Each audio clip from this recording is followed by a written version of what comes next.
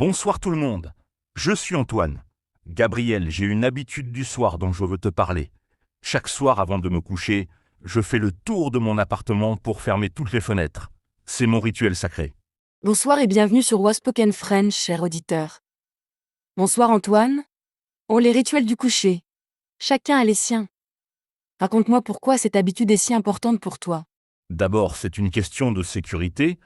Même au 3e étage, je préfère fermer les fenêtres la nuit, mais c'est aussi psychologique. Fermer les fenêtres, c'est fermer la journée et se préparer au repos.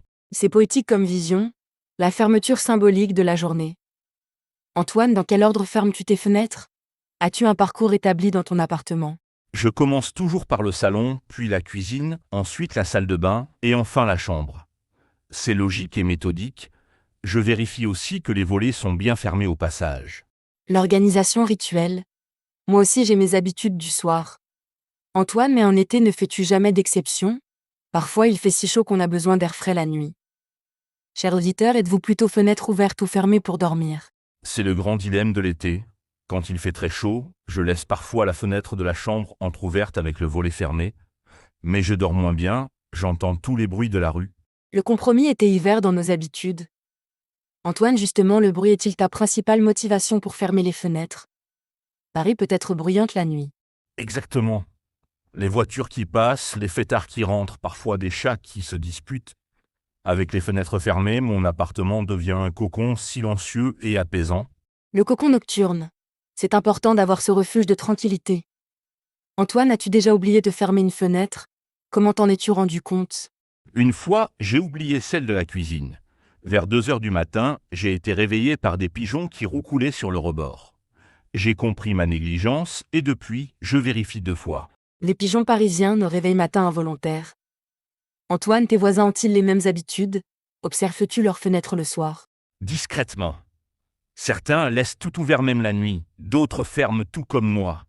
La dame d'en face allume toujours sa lampe de chevet avant de fermer sa fenêtre. C'est attendrissant. Les petits rituels observés depuis nos fenêtres. Ces intimités partagées involontairement créent une forme de complicité de voisinage. Antoine, fermes-tu aussi les rideaux ou juste les fenêtres? Les deux. D'abord les fenêtres, puis les volets si j'en ai, et enfin les rideaux. J'aime que ma chambre soit dans l'obscurité totale pour bien dormir. La lumière du matin me réveille naturellement. L'obscurité totale pour un sommeil de qualité. C'est scientifiquement prouvé. Antoine, as-tu des fenêtres avec des mécanismes particuliers? Certaines sont parfois capricieuses. Ma fenêtre de cuisine a une poignée qui grince. Chaque soir, elle me rappelle qu'il faudrait la huiler. Mais finalement, ce petit bruit fait partie de mon rituel, ça ne me dérange plus. Les petits défauts qui deviennent familiers. Nos maisons ont leur personnalité sonore. Chers auditeurs, avez-vous des fenêtres au caractère particulier? Grincement, difficulté d'ouverture? Gabriel, sais-tu ce que j'adore dans ce moment de fermeture des fenêtres? C'est le dernier contact avec l'extérieur avant la nuit. Je regarde dehors une dernière fois, je respire l'air du soir. Le moment contemplatif avant le coucher, c'est une belle transition vers le repos. Antoine, changes-tu d'habitude selon les saisons? L'hiver doit être différent de l'été. Complètement. L'hiver, je ferme plus tôt et plus hermétiquement pour garder la chaleur. L'été, j'attends le dernier moment et parfois j'aère encore un peu après avoir fermé. L'adaptation saisonnière de nos rituels domestiques. Antoine, as-tu déjà eu des problèmes avec des fenêtres qui ne ferment plus?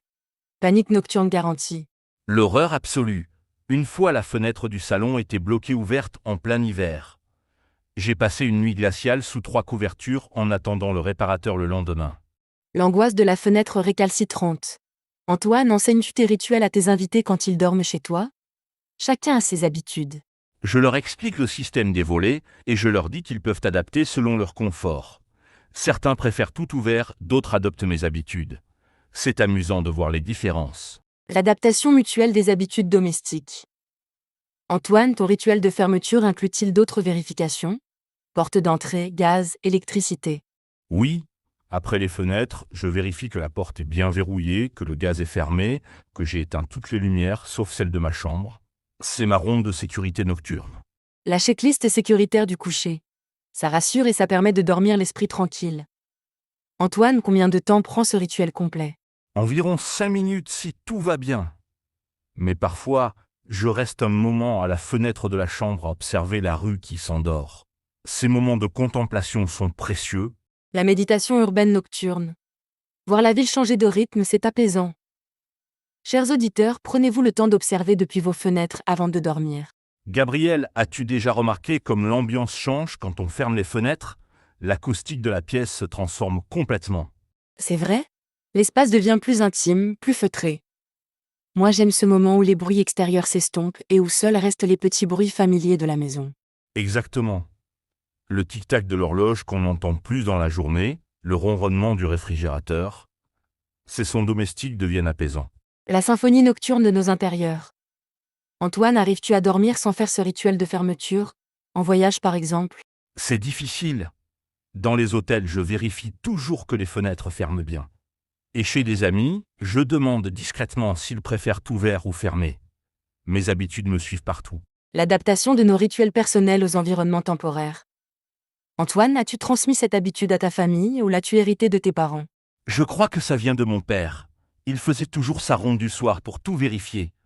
Maintenant, je comprends ce sentiment de responsabilité et de protection du foyer. La transmission générationnelle des habitudes domestiques. Ces gestes nous relient à nos origines familiales. Antoine, tes fenêtres ont-elles des systèmes de verrouillage particuliers? Mes fenêtres principales ont des crémones, ces barres métalliques qu'on tourne. J'aime le bruit caractéristique quand elles se ferment. C'est le son de la sécurité. Le bruit rassurant des mécanismes de fermeture. Ces sons marquent la fin de la journée. Antoine, nettoies-tu tes fenêtres en même temps que tu les fermes?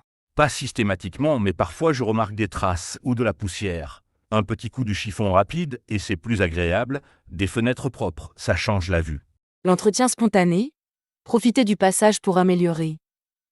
Chers auditeurs, avez-vous des astuces pour nettoyer efficacement vos fenêtres? Produits, techniques, fréquences. Gabriel, sais-tu ce qui me plaît aussi? En fermant les fenêtres, je contrôle mon environnement. Température, bruit, luminosité. Je crée mon espace parfait pour dormir. Le contrôle environnemental pour le confort optimal.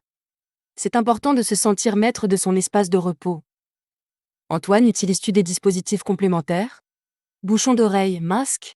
Parfois des bouchons quand il y a des travaux dans la rue. Mais généralement, mes fenêtres bien fermées suffisent. J'aime entendre le silence de mon appartement. Le luxe du silence dans nos villes bruyantes.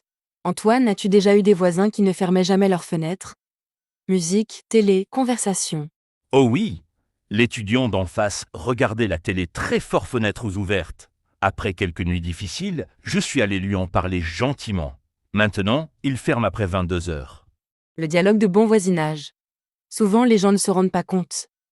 Antoine, ton appartement est-il mieux isolé fenêtres fermées? Économie d'énergie? Énormément. L'hiver, la différence de chauffage est notable. Et l'été, la climatisation est plus efficace. Fermer les fenêtres, c'est aussi écologique et économique. L'aspect environnemental de nos habitudes domestiques. Antoine, as-tu installé des joints d'étanchéité pour améliorer l'isolation? J'y pense depuis longtemps.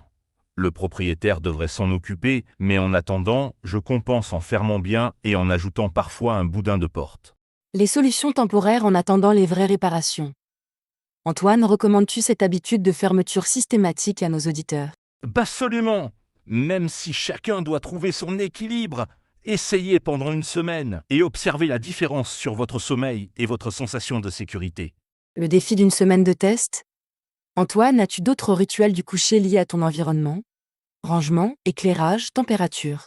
Je range toujours un minimum, j'ajuste le chauffage l'hiver et j'allume ma petite lampe de chevet avant d'éteindre le plafonnier. Tout doit être parfait pour bien dormir. L'orchestration complète de l'environnement nocturne. Chers auditeurs, quels sont vos rituels indispensables avant de dormir? Partagez vos habitudes réconfortantes. Et dites-nous si vous êtes plutôt fenêtre ouverte ou fermée. Il y a sûrement des débats passionnés sur ce sujet. Chacun ses convictions. Le grand débat des fenêtres nocturnes. Antoine, un dernier conseil pour bien fermer ses fenêtres avant de dormir. Faire de ce moment une transition apaisante, pas une corvée. Prendre quelques secondes pour apprécier le calme qui s'installe et se féliciter d'avoir créé son cocon parfait. La transformation du geste utilitaire en moment de bien-être. Parfait Antoine, et toujours vérifier 2 fois, surtout les fenêtres inhabituelles accessibles. Exactement. Et se rappeler que ces petits gestes du quotidien contribuent à notre équilibre et notre sérénité, c'est important de les valoriser. Merci Antoine pour ce partage d'intimité domestique. Tu nous as fait réaliser l'importance de nos petits rituels nocturnes. C'était un plaisir de parler de ces moments simples mais essentiels. J'espère avoir inspiré nos auditeurs à créer leur propre rituel apaisant. Chers auditeurs, bonne soirée et bon coucher. Que vos fenêtres soient fermées selon vos goûts et vos besoins. Bonne nuit à tous. Que vos rituels du soir vous apportent paix et sérénité. Dormez bien et à bientôt sur Wa Spoken French.